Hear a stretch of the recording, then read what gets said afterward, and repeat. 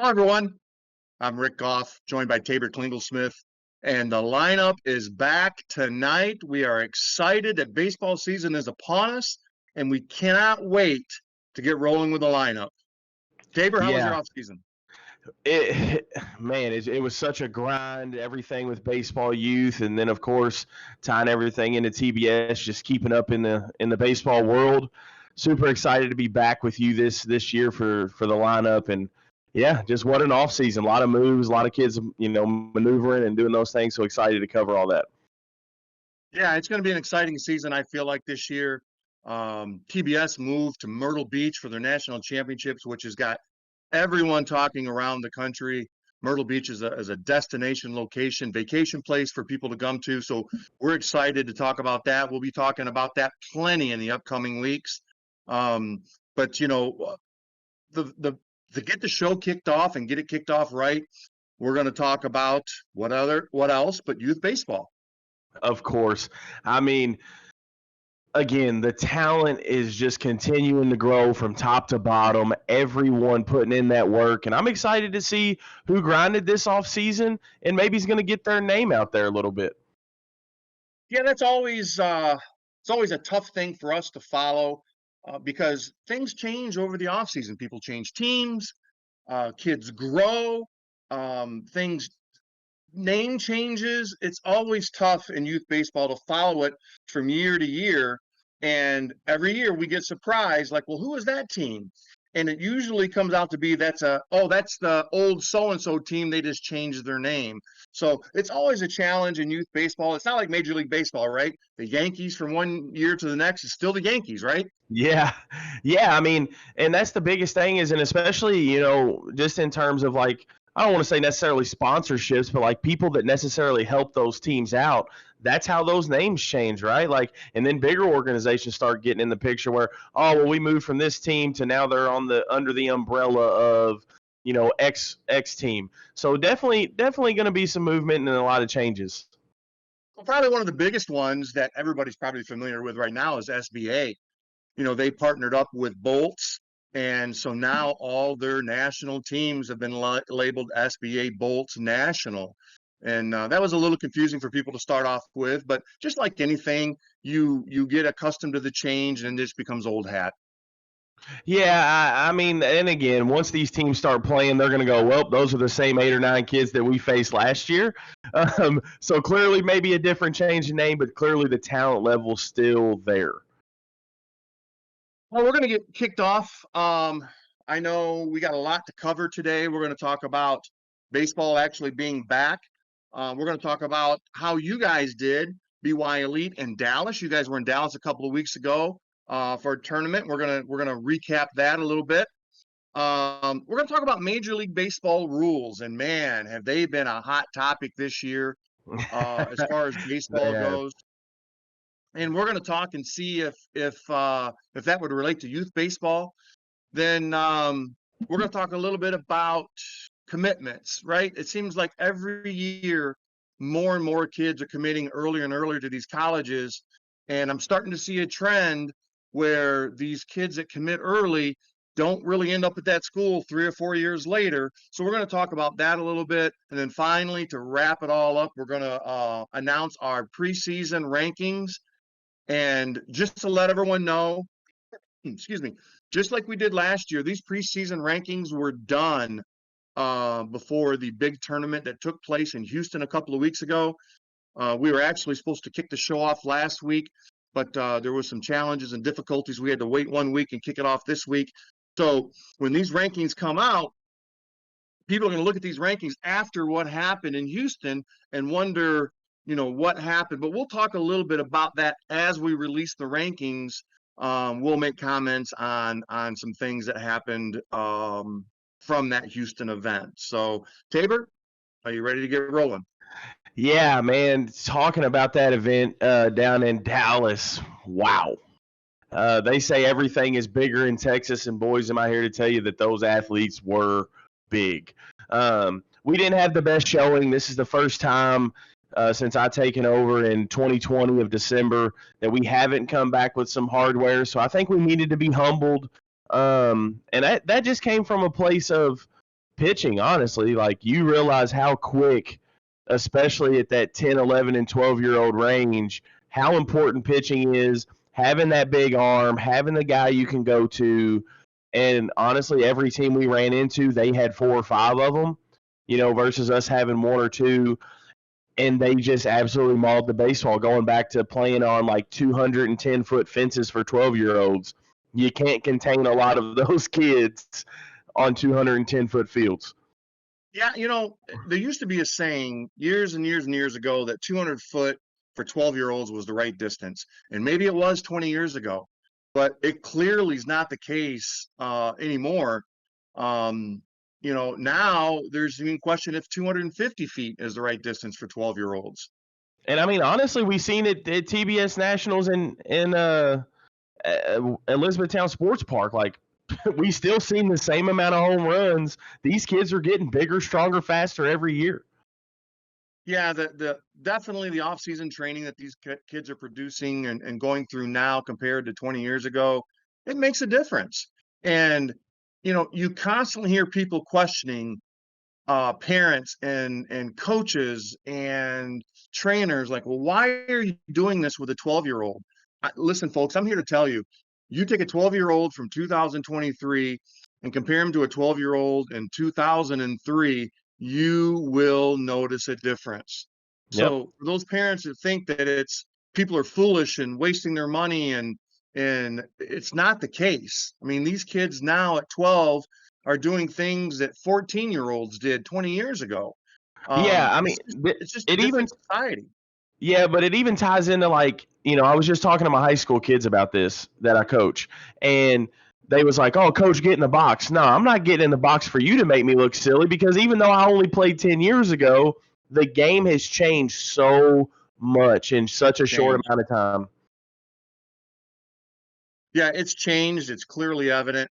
And, people have their opinions about certain things, and that's fine. You're entitled to your opinion.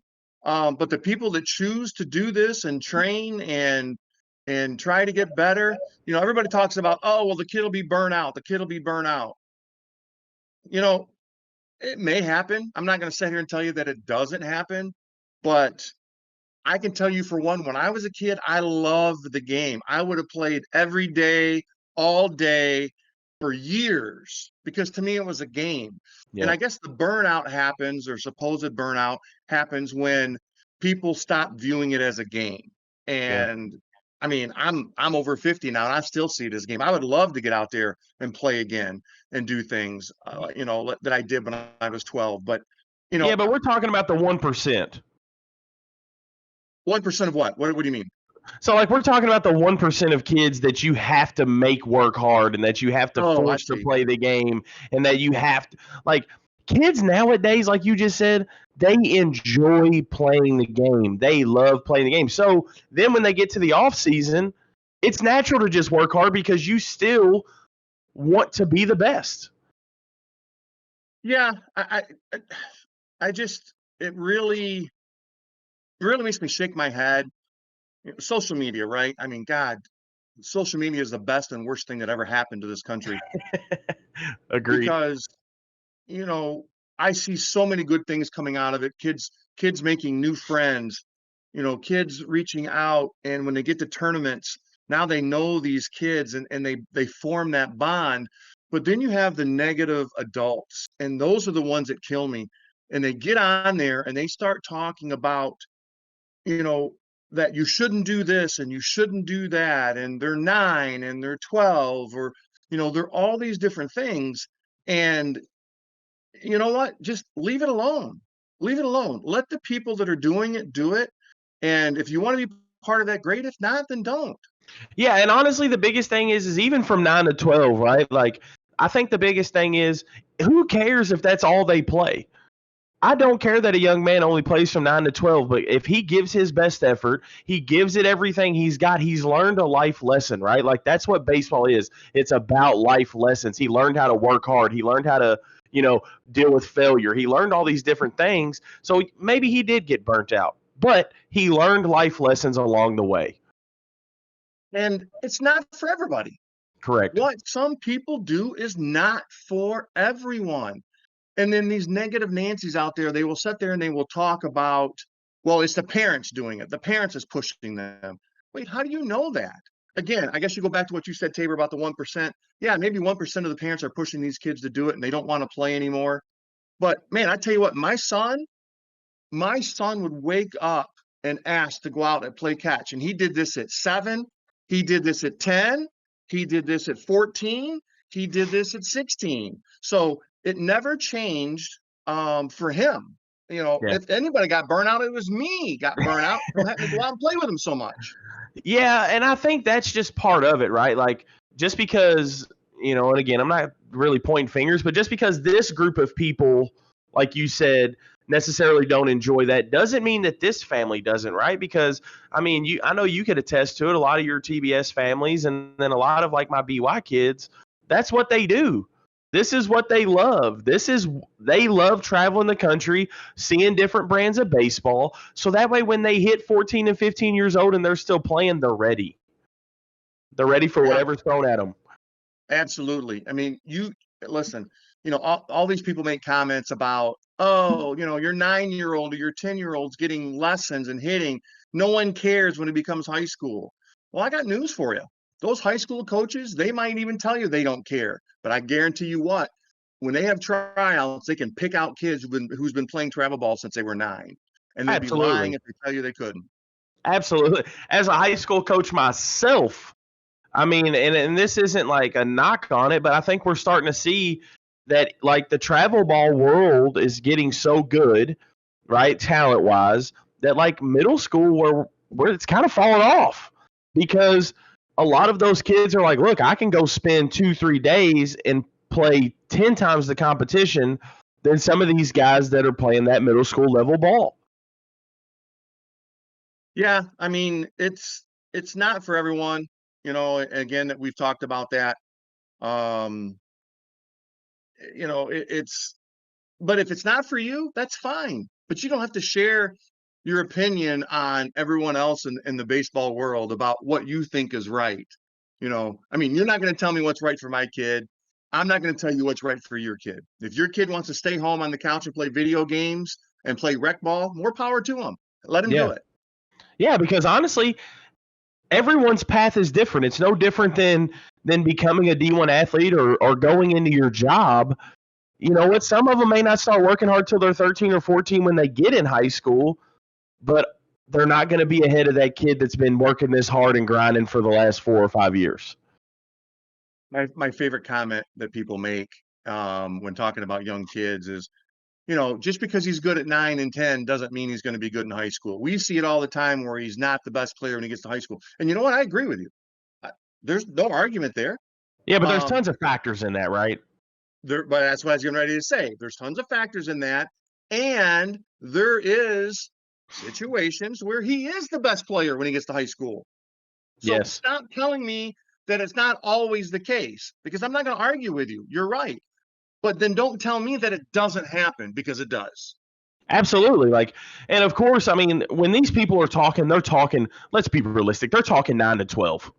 They're talking Yeah. about 9 to 12-year-olds where Yeah. maybe that 9-year-old just grew and he's 5'7" and he never grew again. Maybe that 12-year-old is 6'1" and he's just that much bigger than everybody else. But he can't control the uncontrollables. He's just bigger than everybody else right now. He's stronger, he's faster.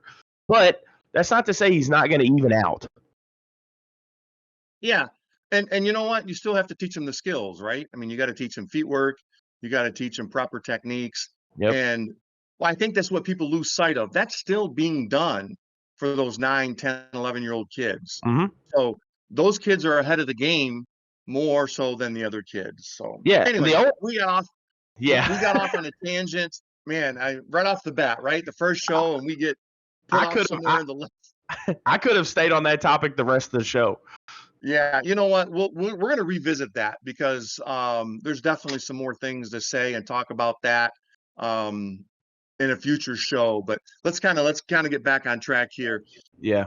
There was a big event in Houston a couple of weeks ago. Basically, kicks off the season for the entire country, and man, it was full of ranked teams from across the country. We'll talk a little bit about the 10, 11, 12, 13-year-old age groups. They, teams kind of flew into Houston from all over the place and played this weekend. And I mean, what an array of talent. And we'll start off in the 10-year-old age group. We had a lot of ranked teams, which we'll get to at the end of the show. You'll see these names that we're about to talk about show up in our rankings. So 10U over in Houston, the final 8 for the 10Us were TBT, Meta Prime, the Sun Devils, Sin City, NTX, Las Vegas, Premier, and Area Stars. And those guys battled through pool play into their eliminations. Final 4 ended up being TBT, Sin City, NTX, and Area Stars. And TBT ended up winning it all by beating Area Stars. These tournaments are very hard to judge and gauge in this early of a season because northern teams don't play as many games. So if they go down there and try to play, they're a little bit of a disadvantage than the teams that have played, 15, 20 games. I'm sure you've seen that in Dallas. Oh yeah, there was teams when you already were had there. 25 games under their belt. Yeah. And so it's a little bit of a challenge. And also, some of the teams that didn't play in this event, I know for a fact that some of these other teams picked up the phone and called them and said, hey, why don't you come join us in Houston? So when you put rankings together, how does that reflect, for the team that picked up players and did really well? I mean, it's always a challenge for us when we do the rankings, when something like that happens. But at the end of the day, TBT was the winner over Area Stars, which both of them ended up in our rankings. So there's at least a little bit of a semblance to that. The 11-year-old division basically was Let Them Play, which is a new team name. That's the old City team from California. They've changed it now to Let Them Play. The Canes, SBA, Armory, National, which a couple years ago, that was the MVP team. Prime, Traction, those guys were in the mix there at 11 with City, Let Them Play. I keep saying City because it's an old habit there, but it's Let Them Play, SBA, the Banditos, and Prime. Prime and SBA ended up in the finals, and Prime ended up winning that. And, from what I gather, a couple of those Prime kids were on that Prime team last year that were able to stay back down and play 11 again. So, that's a big advantage when you have kids like that were playing up and they're able to stay back down and play in that age group again. I mean, honestly, I feel like, and again, maybe this is just because I'm around you and in your events a little bit more, but I feel like that 11-year-old age group is becoming more of those really, really good 10-year-olds playing up to 11, getting their feet wet, maybe going through the struggles, maybe not, and then just staying down and playing 11U again. And I'm honestly a big fan. Yeah, I think it happens more with 12s though, Tabor. I think you see a lot of 11-year-old kids playing up at 12 and then repeating 12 again. But the concept is the same. But you get those 10-year-old kids that should be playing 46, 65, and they play 50, 70. And if they do it at 11, I mean, listen, it's an advantage because those kids have been thrown into the fire, before that. So it's definitely an advantage for those guys. But speaking of the 12-year-old division, this final 8 in Houston had a lot of ranked teams, had Elite, RBI, Braves Baseball, MVP of the show, Banditos Black, PLO White. I'm sorry, not Banditos, Wildcatters Rusk, and PLO White and ZT Prospects actually played their own team ZT, both out of California. I mean, how disheartening is that? You travel 2,000 miles to play a team in your own backyard in the playoffs. And I know you can't control that. I mean, the seeds fall where they fall. But, I mean, what's the odds? 8 teams and you got to play the one team in your own backyard. I mean, I think it's twofold, right? You hate going that far to play, but it's a true testament to what kind of baseball you guys are playing out there and the high level they're at. True. That's a good point. both of them were able to make the top 8. So, yeah, I mean, that says a lot about your program and what you guys are doing out there. So they're doing something right. I'm sure they would rather see that happen in the finals than in the quarterfinals. Yeah, I mean, for sure. Of course, you don't want it to happen then, but also bragging rights. I'm either going 2,000 miles back home a winner, or I'm going to get talked to that I'm a loser.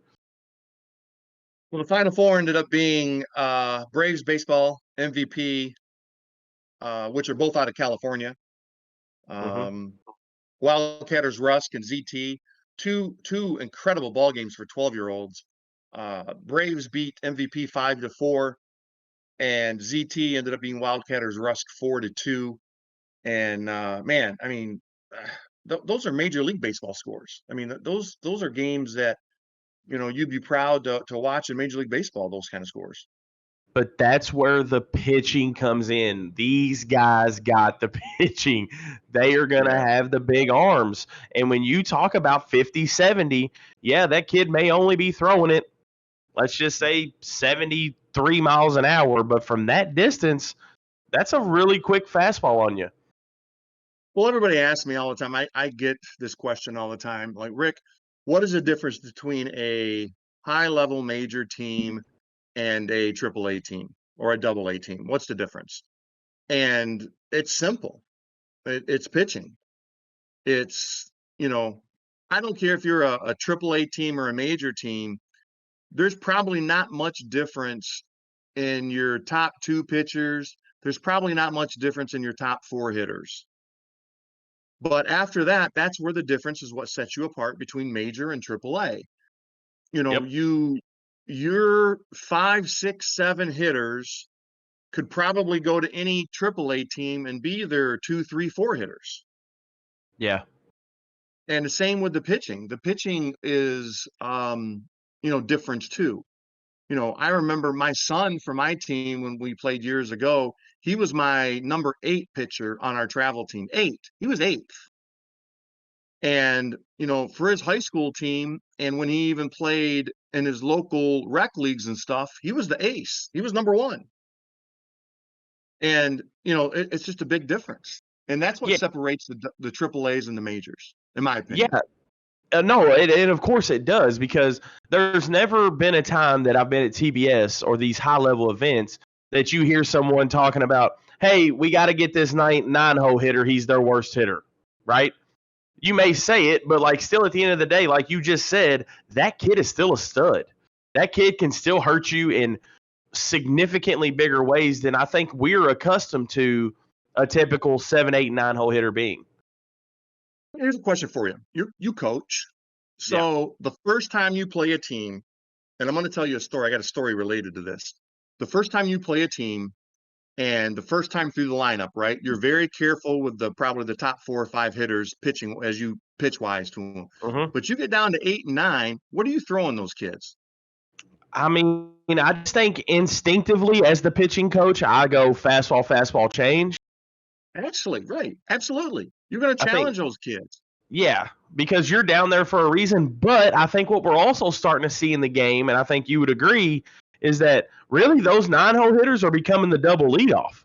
So they're really just as good as the leadoff. This is the story I'm getting ready to tell you. I had a kid that played with me, extremely talented. Tabor, he had speed. He could play the outfield, read a ball very well. And this was at 12, 13 years old. And when he hit 7, 8, 9 for me in the lineup, I mean, he absolutely destroyed the baseball. I rewarded him, moved him up in the top of the order, and he struggled. Well, why do you think he struggled? He had trouble hitting a curveball. He had trouble hitting off speed.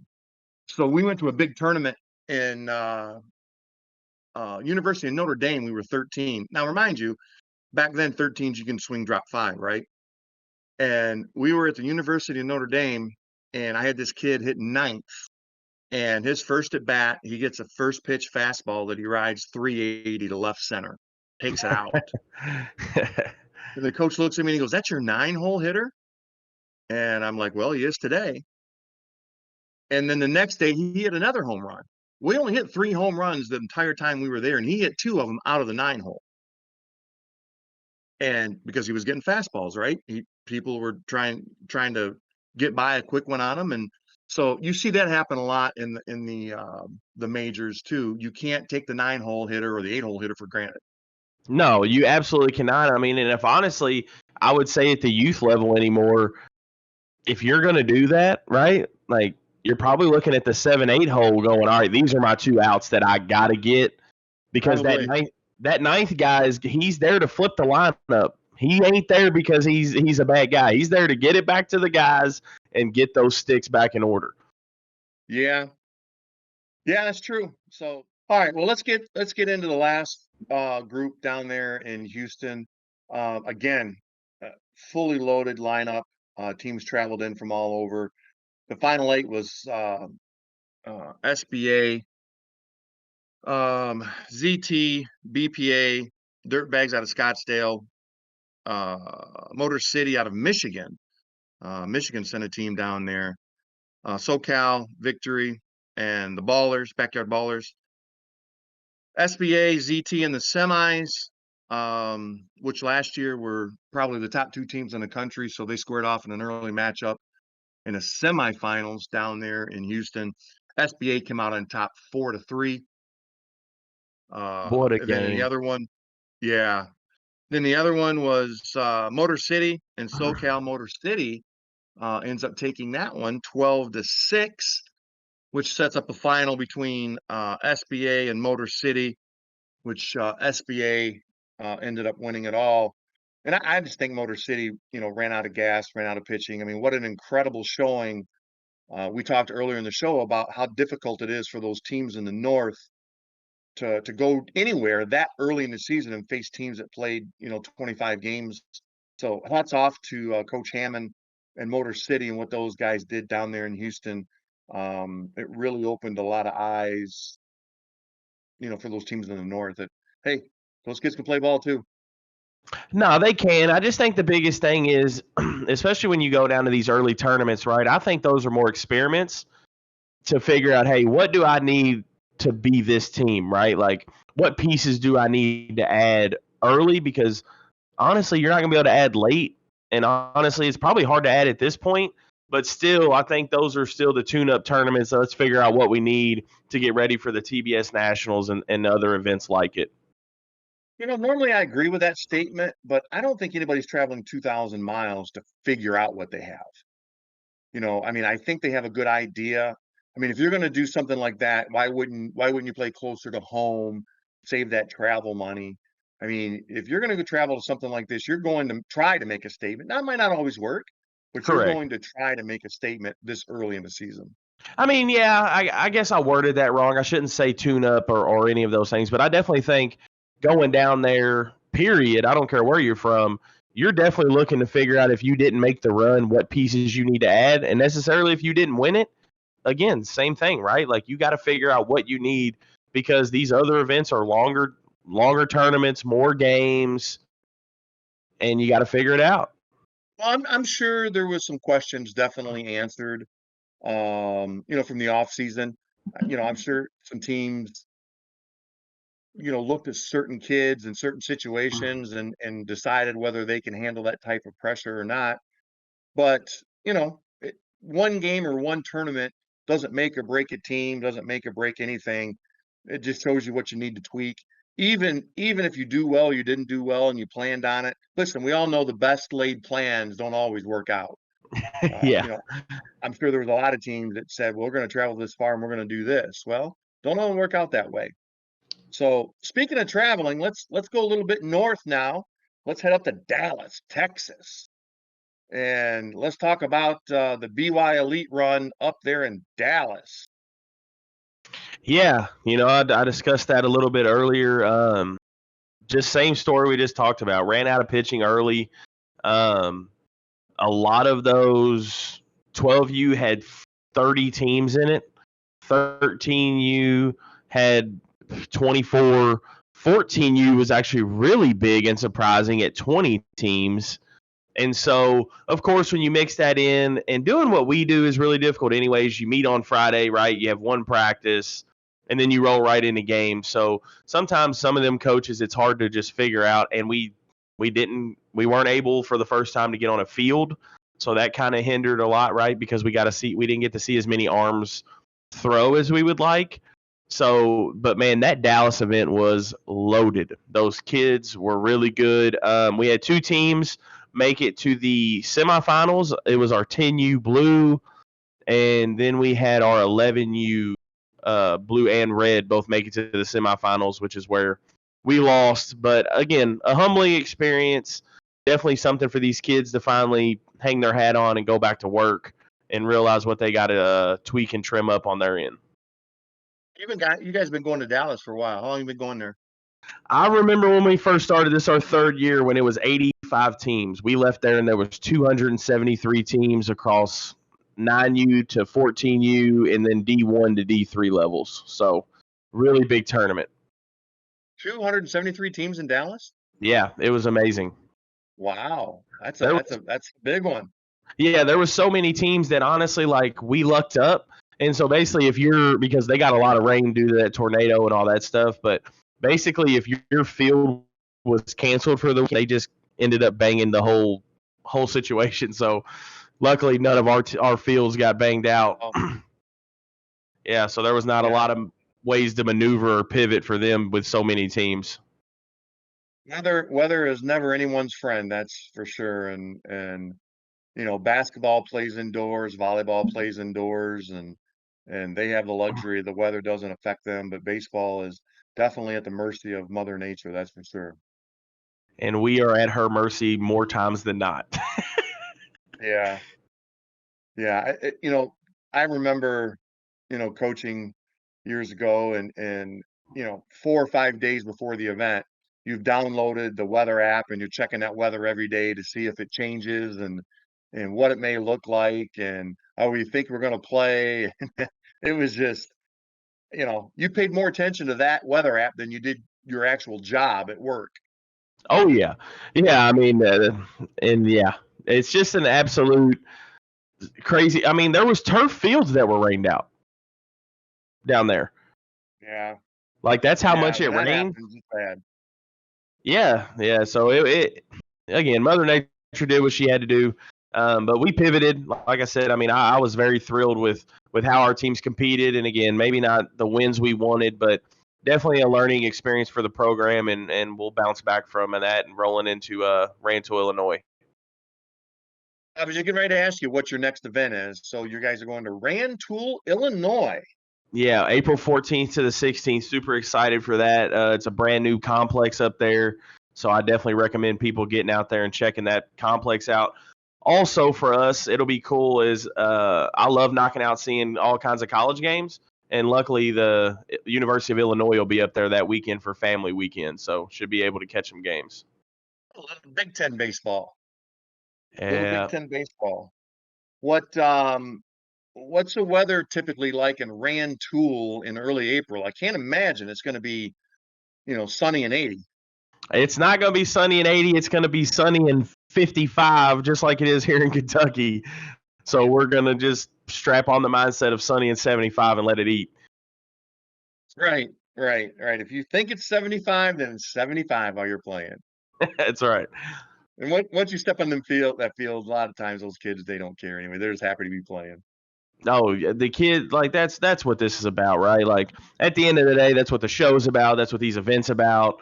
Like, it's all about these kids getting an experience, making memories, and playing the game they love. Let me ask you a question. What do you think? How do I want to word this? What do you think affects? What do you think the cold weather affects more, pitching or hitting? Oh, I would definitely say pitching, right? Because the air's thinner, the pitcher's probably a little bit cold in his hands. You know, for those hitters, a lot of kids, I know for us, when it was a little bit cold in that morning, they just throw the hand warmers in their batting gloves and call it a day. So, yeah, but you know as well as I do, you swing that bat in cold weather and it stings. Once you get that feeling, yeah, once you feel that in the hands, you don't want to feel it again. No, so you're probably going to freeze up on a couple fastballs you're not supposed to. Right, exactly. You're going to be a little bit tedious going, hey, if I swing at this pitch, Not a So, lot of inside fastballs hit when it's cold, I can assure you. oh man, I'll never forget that first feeling. I didn't want to feel that again ever. Didn't want to feel that again ever. So yeah, it's a disadvantage. There's negatives to both pitching and the hitting for sure. Yeah. Well, speaking of pitching, let's get into the Major League Baseball rules that have been taking effect this year. There's been a few of them that's been rolled out for the 2023 season, but none of them have been getting as much attention as the pitch clock. I mean, I don't know. I'm both ways with it, right? Like I do think in some ways we need to speed the game up, is because it is slow. I do think we need to speed it up just a hair, but I also am kind of like, gosh, whatever happened to the old saying of there is no clock in baseball? Well, who are we speeding it up for, Tabor? Are we speeding it up for the common guy who just has trouble sitting and watching a 3-hour game? I mean, because clearly we're not speeding it up for the baseball purists. No, we're not, and we're clearly we sped this up. We sent it out to 100 people that sit at home and watch Netflix all day, and said, "Hey, what do you guys think about baseball, and how can we improve it?" Baseball fans around the world, they're not going to care. We don't care. We haven't cared for 100 years. It's not going to change. I definitely think, in my opinion, right, like banana ball, I think that's kind of the spark of all of a lot of these rules is just keeping the fans engaged, right? Like they want the everyday average Joe to want to come enjoy a game. And baseball's like Sure, chess, man. sure, because let's face it. I mean, outside of your powerhouses, right? You take the Yankees, you take the Dodgers. I mean, those types of teams, they put fans in the seats no matter what. But you go to Yep. these small markets, you go to Tampa Bay, you go to Minnesota, they have a hard time putting fans in the seats. I mean, a few years ago, Tampa Bay wins the World Series or plays in the World Series, and they average 12,000 fans a game. Yeah. And that's Florida. And so you have these people that just they want to speed up the game. Now, I will tell you this, they've ran the experiments, and early on in spring training, it is cutting, what did they say, 22 to 27 minutes off a game? Yeah. Yep, that's what it is. So, I mean, there's something to it. I mean, there's something to it, I mean, I think clearly. there is something to it, but or if you're a paying fan, right, and then we're just going to the major league, is 22 minutes really going to dictate you not buying that ticket? Well, let me play devil's advocate for you here, right? And this is what people are talking about. A lot of them are talking about the hitters, their rituals that they go through. For example, for those of you who are not familiar with Nomar Garciaparra, look up on Google and YouTube and look up, what he used to do before an at bat. I mean, that guy was a human rain delay when he got into the box. And so I think it's more geared towards keeping guys like Nomar, get in the box, let's hit. I know a rule in high school when I umpired high school baseball, the hitters always had to keep 1 foot in the box. If you wanted to step out and look at your coach, 1 foot out, keep 1 foot in, kept the pace of the game going. And I think Yep. that's what they're going for in Major League Baseball. I don't really think it's to speed up the game. It's to stop people from slowing it down, if that makes Yeah. sense. Yeah, to stop the Because theatrics. to stop the theatrics, that's what is taking the time. So when you talk about a 2 hour and 25 minute, 2 hour and 30-minute baseball game, that's probably what it should be anyway. You're Correct. getting 30 minutes added on or 25 minutes added on from the theatrics. And I think they're just trying to put a stop to that. So I have conversations with people about this all the time. Don't look at it as, they're trying to slow or speed, I'm sorry, trying to speed up the game. They're just trying to stop people from slowing it down. Yeah, and I get that, but then in my opinion though, then let's talk about the pace of play. Let's not implement all these extra things. But because let's be real, most times, 9 times out of 10 at that level, it's the hitters. I got to unstrap my glove. I got to unstrap both batting gloves and then tie my shoe and then redo my Evo shield. And I'm doing all these different things that, like you said, that does add 15 to 20 seconds. But they're not calling it a hitter's clock, are they?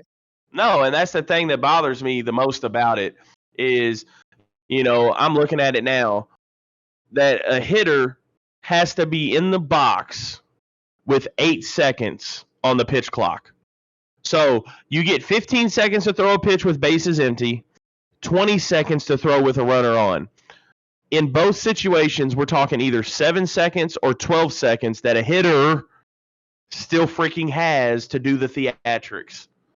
Because realistically, that catcher is going to get the ball back within 2 to 3 seconds, and that pitcher is ready in 5. Have you seen the video from Max Scherzer? He's already playing games with the clock. Have you seen those videos? I have not.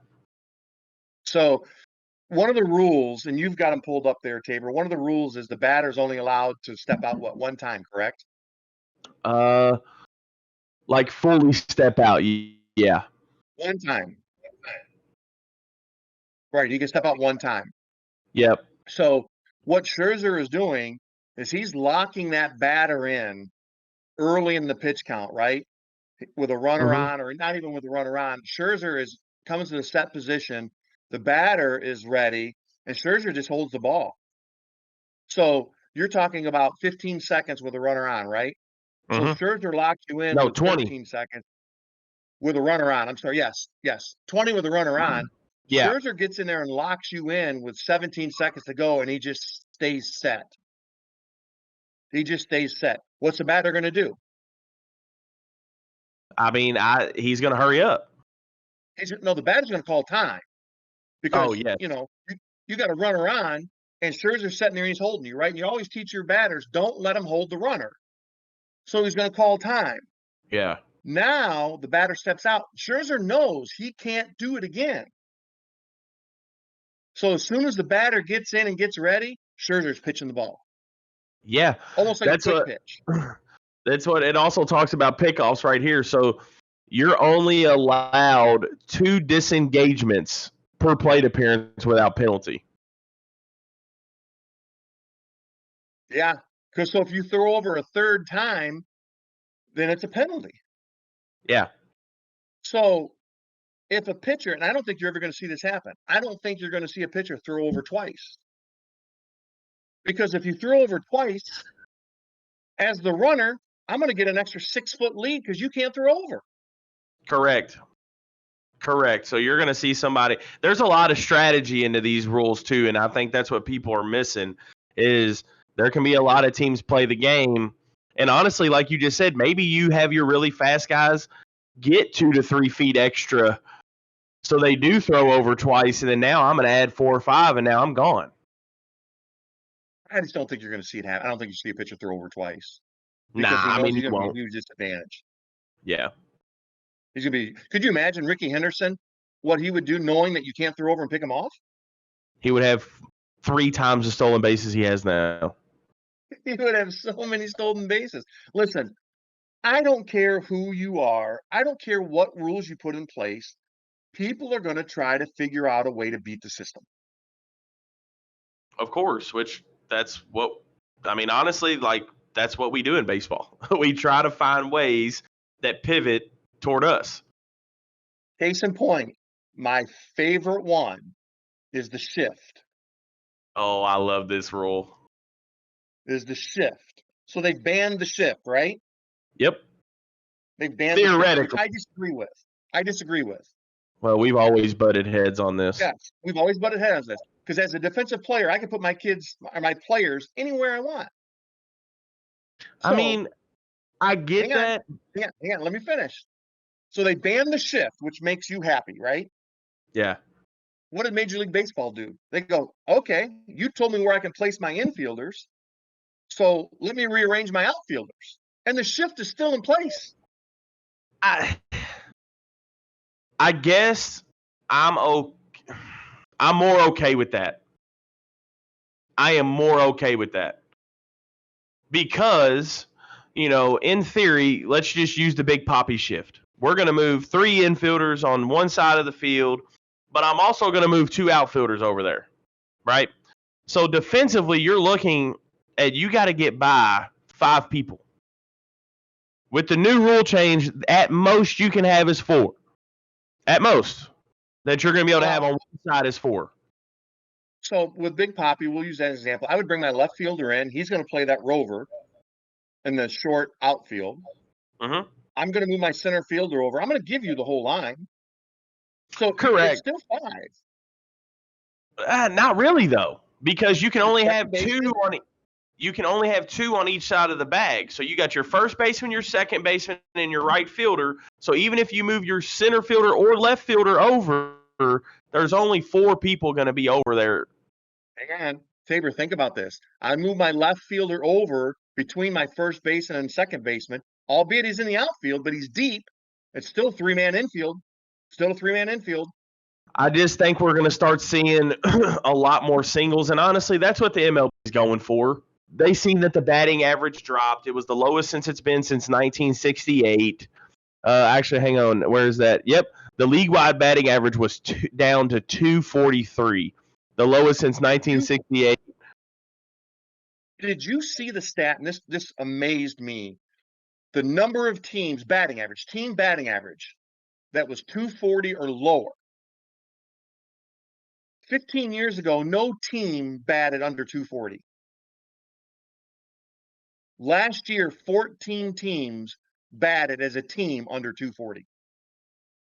Right, because those shifts, if you're a pull guy or you're whatever, yeah, and I agree that they need to be more balanced, but I think what people don't take into consideration is how good that freaking pitching is. They can make you go where they want you to go. So that's where the long balls come into effect. That's why guys are getting paid for the long ball because the singles are being taken away. Yeah, they're being taken away. All right, So let you me have ask one this. swing. So let me ask you this. Could any of those rules work in youth baseball? No. But honestly, well, when you say youth, though, are you referring to high school too? Or just No. are we talking 13 and under demographic? Yeah, 14 and under, basically. Yeah, I mean, we're Okay, talking 14 and about under. 18. Pitch clock, I don't think would matter. It's not even going to play a role. I don't think so either. I mean, I think the game, the one thing I can say about 9, 10, 11, 12-year-old kids, man, they get in and out of the dugout pretty darn quick and keep the game rolling. So, pitch clock for youth wouldn't help at all. No. I mean, I do like the bigger bases. I mean, I think that would save a little bit of injury, right? But other than the bases being bigger, I don't see either of the other 2 big rules applying to the youth baseball side. I mean, you don't really see youth teams do a shift, very much. You would have to play that team a lot to know to shift on them. Yeah. And honestly, what I seen, I was at a Louisville baseball game, and I seen them move their third baseman over rather than their shortstop, and I fell in love with that.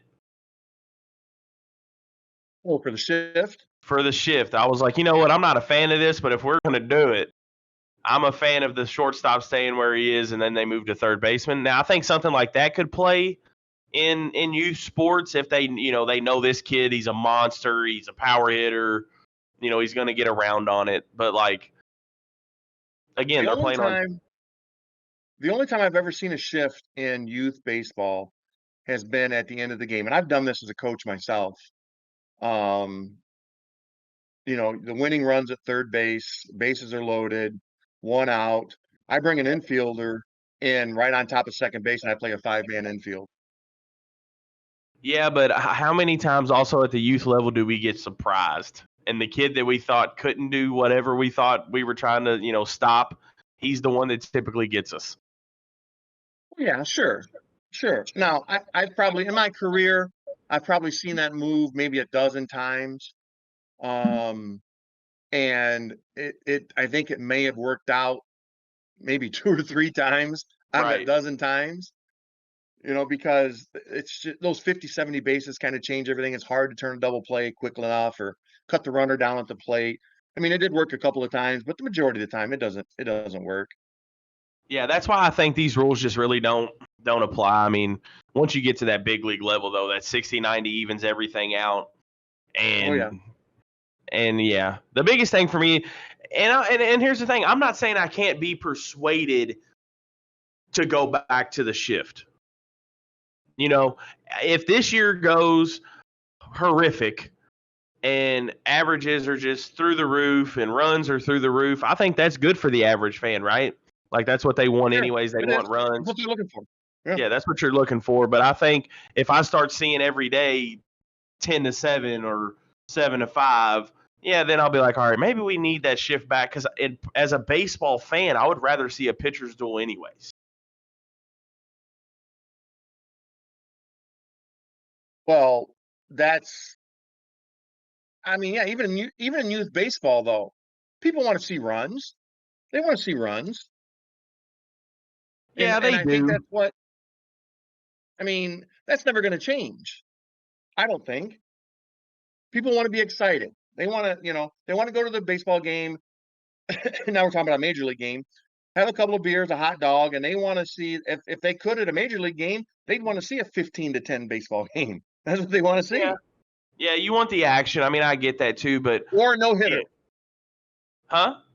I said or a no hitter. I think they would accept a no hitter. Yeah, but that's whenever people get 2 hit shutout they don't like No, they hate that.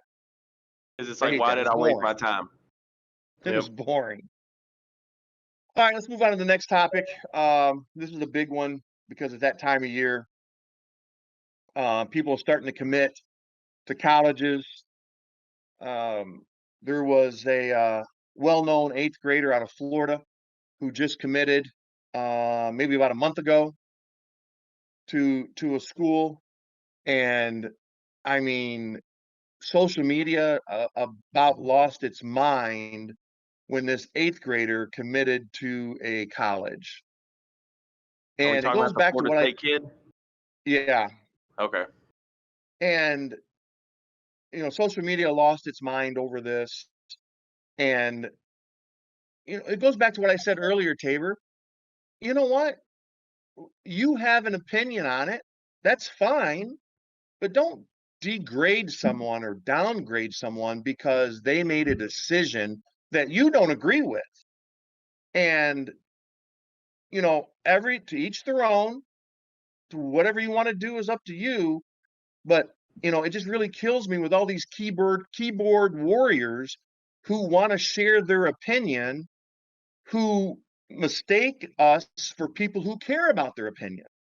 Yeah, the problem with keyboard cowboys, man, is the fact that they don't get checked enough, right? Because they can sit behind their computer screen, and the fact that I can even say this is it's a real saying, burner account. There are people that have burner accounts, so those are like fake accounts that people just get on there to talk crap. Yeah. So, people do that because they want to hide behind an image. They want to hide behind a facade. People don't enjoy being checked anymore. And that's why people have more of an opinion because they're honestly not. They can delete the tweet. They can do this. They can do that. And, a lot of kids, and the more that I talk to these high level D1s, once they get the commitment from the kid, unless something drastically changes or he gets in trouble or academics fall off, anymore, those college coaches want to see them guys all the way through. Yeah, but how many actually do? I mean, I think it's more than we give credit for, but I Do do you really? know that Do you really? I, I think so. I mean, most of the kids that I've been in touch with that have committed to those schools early, I mean, they end up going. I think the problem is, you know, the 1 in 100, right? There's always the one kid in 100 that he lets his grades slip or does something stupid off the record that the college coach finds out about and that we aren't in touch with. You have five. If you commit as an eighth grader, Tabor, you have 5 years for those mistakes to find you, right? Correct. 8, 9, 10, 11, 12. You've got 5 years for those mistakes to find you. That's a long time to ask a young athlete to toe the line and not do something typical for someone that age, right? Yeah. And that's a long time. And these schools are all looking, because of the way cancel culture is in society, just the smallest thing will cause them to crush you off the list.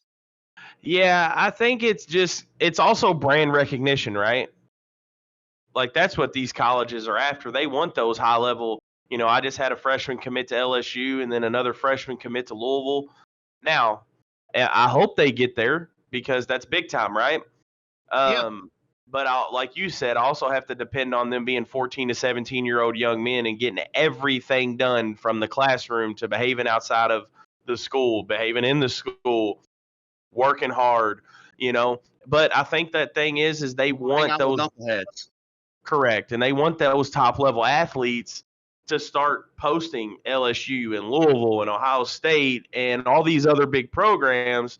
They want their name to get out there. Oh wow, they're offering these kids at this age. Which really all it is a verbal commitment. And I think that we get wrapped up in verbal commitments way too much. Exactly. I agree. I agree. I could Tabor right now at 28 years old. I verbally commit to the University of Louisville. It doesn't matter until I sign. What does it mean? Means nothing until I sign my national letter of intent. Here's my 2 cents on it, for what it's worth. Do I agree with these kids that commit in the 8th grade, 9th grade, 10th grade? Again, my personal opinion is no, I don't agree with it.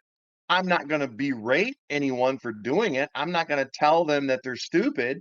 I'm not going to tell the parents, what are you thinking? You're not doing your kid any favors, because that's on them. That's their situation. That's what they know. If someone asks me, Rick, do you agree with it? My answer is no, I don't agree with it. But every situation is different. Every family is different. Yeah. My exception to that is if you, as a student athlete, have a dream school, like, man, this is where I want to go. Case in point is a kid that we did an interview with here about a month or so ago, Alex Mooney from Duke University. Yeah. He knew in the 9th grade his dream school was Duke. That was where he wanted to go play baseball. So when he commits to Duke as a 9th grader, I have zero issues with that, Yeah. because that's his dream school. What else are you going to wait for? Yeah. And where's Alex today? He's a sophomore at the University of Duke, and he's probably going to be a first-round draft choice in the upcoming Major League Draft. Yeah. I mean, I agree with that, but I think it's also these recruiters in college are applying that pressure, right? Because they want to know who they got coming so they can start backfilling who they don't get. And Sure. that's why they start earlier than those juniors, because it's like, all right, hey, you may commit to us as a freshman, but you may sign your letter of intent as a junior. Well, now I know who these verbal commitments are. And so I know they're supposed to be coming in. And if you back out on me, that gives me all of your junior year to replace you. Yeah, I mean, back when I was doing, baseball in high school, and I had a friend of mine that was really good, and I mean, he never, this is back in the 80s. He didn't commit to college until he was a senior. Same. I did not commit until I was a senior in high school. Yeah. And so, the demographics and the landscape has definitely changed. Again, if you're committing to your dream school, I don't have an issue with it. I don't have an issue with you doing you anyway. But if Facts. you're going to your dream school, I'm all on board. If you're an 8th or 9th grader and you're committing to a school that's not your dream school, well, my question to you is, what are you going to do when your dream school comes along? And that happened. That happened to a local kid that I know, committed as a junior to the University of Cincinnati. He is a diehard Michigan kid. I mean, I think when he was born, he had the Block M logo tattooed on his backside. That's how much this kid wanted to go to Michigan.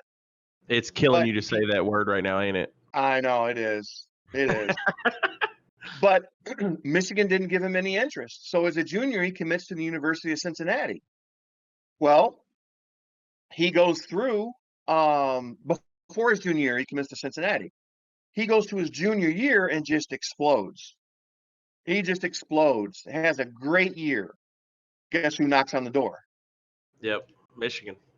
Michigan. So now this young man's got to go back and tell Cincinnati, hey, I'm not coming because my dream school knocked on the door. Yeah. So if you're not committing to your dream school, my question is why then before you're a senior? But again, to each their own.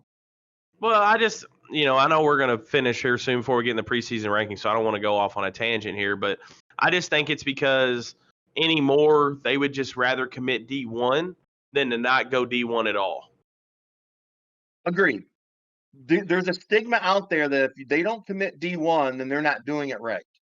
And I hate to tell you guys, but only 7.5% of the population even plays in college. Regardless, right? Regardless of what division. Yeah, Division 1, 2, 3, JUCO, NAIA, 7.5%. So if you commit at all to any level, you are better than 92.5% of the people that's ever laced up cleats. Yeah, but Tabor, that's not the way that they see it, right? They see it if you don't go D1, then you're a failure. Yeah, but you know what? There's some kids that have 33s on the ACT that are really good athletes that they want to go to a Division III program because that's their focus. They know they're not going to go pro, but maybe they're going to be an engineer someday. But they still want to continue their career. Division II, maybe you didn't get your Division I looks, but you can still get drafted. That's the beautiful thing about baseball is it's not like football and basketball to where it really matters, right? Like it does to an extent, but if you can ball, they're going to find you. They're going to find you. All right, let's get to our top 20 rankings, which I'm sure is what everyone is tuned in for in this episode of the lineup. We're going to give you our preseason rankings from 10 to 13. Keep in mind, these rankings were done a couple of weeks ago before the big event down in Houston. So some people are probably going to look at these rankings and question why they are what they are, but it's because they were done before the event in Houston. Tabor, once you get us kicked off with the honorable mention in the 10U division. Yeah, honorable mention. This is alphabetical order, no particular order here. But starting us off is the Banditos, Cedar Rapids Reds, Diamond Elite, Hitters Upper Deck Club, Las Vegas Baseball, Meta Prime, Prospects, SD Show, South Texas Sox, Team Florida Pirates, Texas Sun Devils, and VBA out of Alabama. So let's keep our eyes on these guys to see if they work their way into the top 20.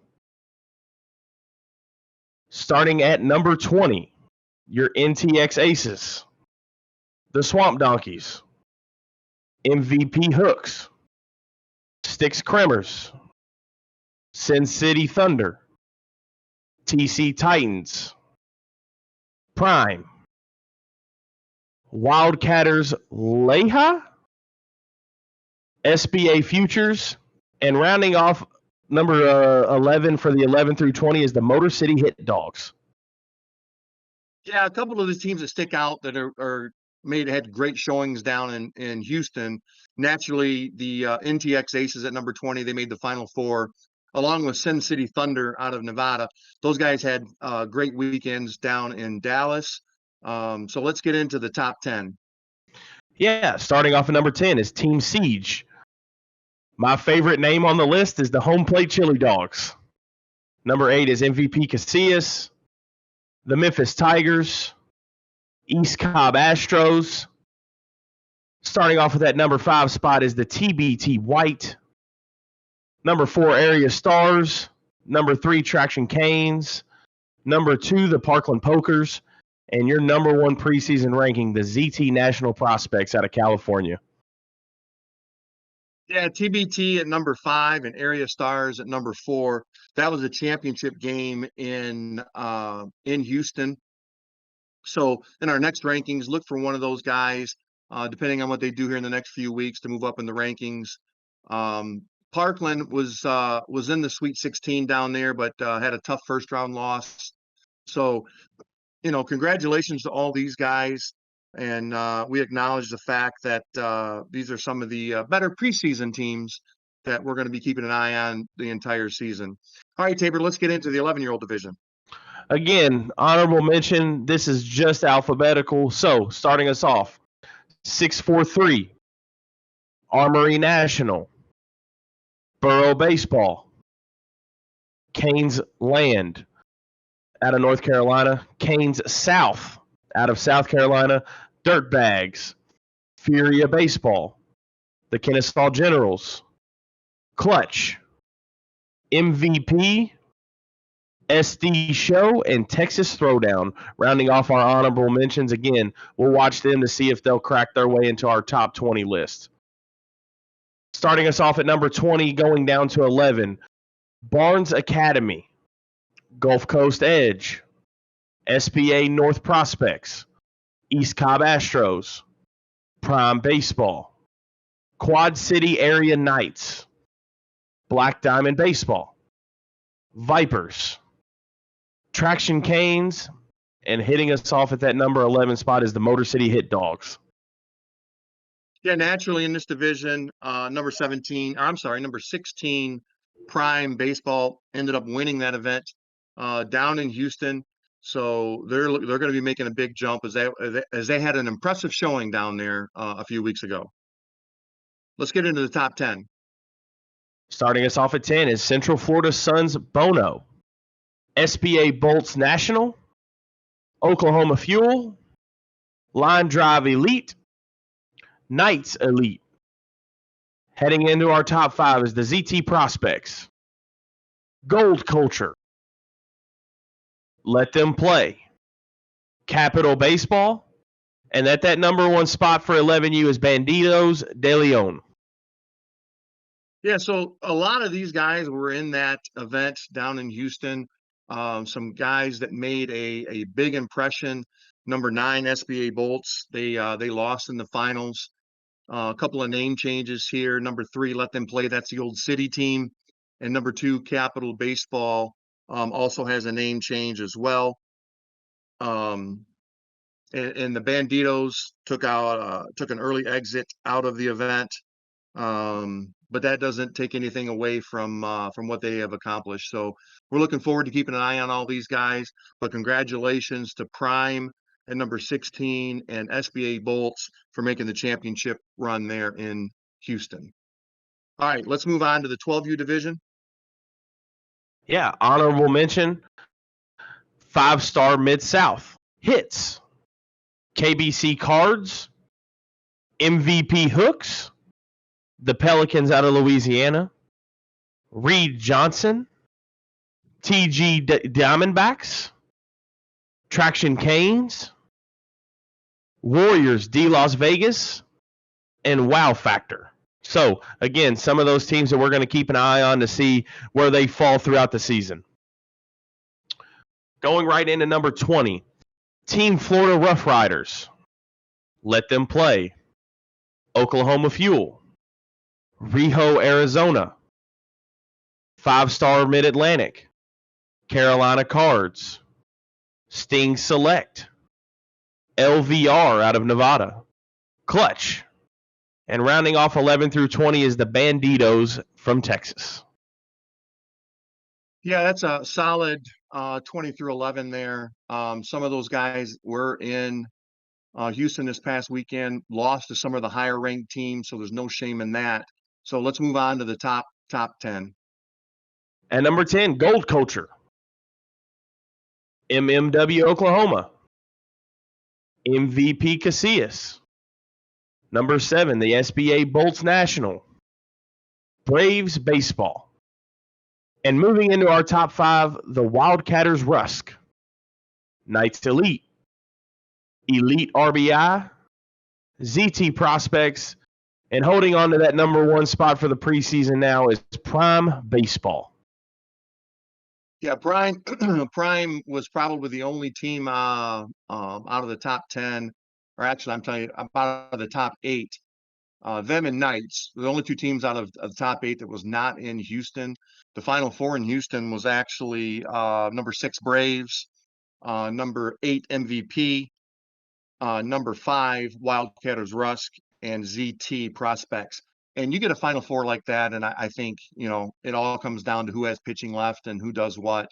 But all 4 of those guys, made a name for themselves to solidify their top 10 ranking for sure. All right, let's move on to the last age group, 13-year-old age group, and give us the honorable mention list there, Tabor. Kicking us off is the Arkansas Warriors, Cali National Baseball Academy, Jersey Storm, La Miranda Titans, LVR out of Nevada, Midland Premier, MMW Oklahoma, Swamp Donkeys, Top Tier American, and VSA All Florida. Moving right into the top 20. Smart Sense, BPA, SBA Jays Scout Team, the Dirtbags, Reed Johnson, Carolina Rays, the East Cobb Astros, SD Show, Motor City Hit Dogs, and at number 11, the Premier National. Well, actually, the 2 teams out of this that kind of stick out at having a great early season run, BPA at number 19 and the Motor City Hit Dogs at number 12.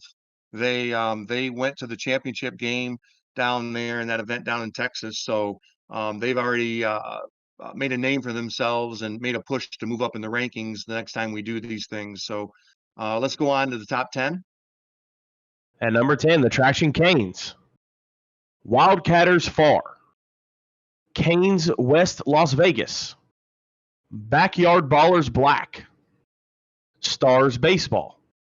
Moving along into our top 5, the Scottsdale Dirtbags, Wildcatters Burgo, the TGD Backs, ZT Prospects, and that number 1 spot to the SBA Bolts National. Yeah, SBA made some additions this year, and it clearly showed as they won the event down there. ZT Prospects, they battled a great game in the semifinals. 1 and 2 went at it. And then the other semifinals, it was Motor City and SoCal. So, this top 10, you're going to see these guys a lot this year. Motor City is banging on that door now, along with BPA.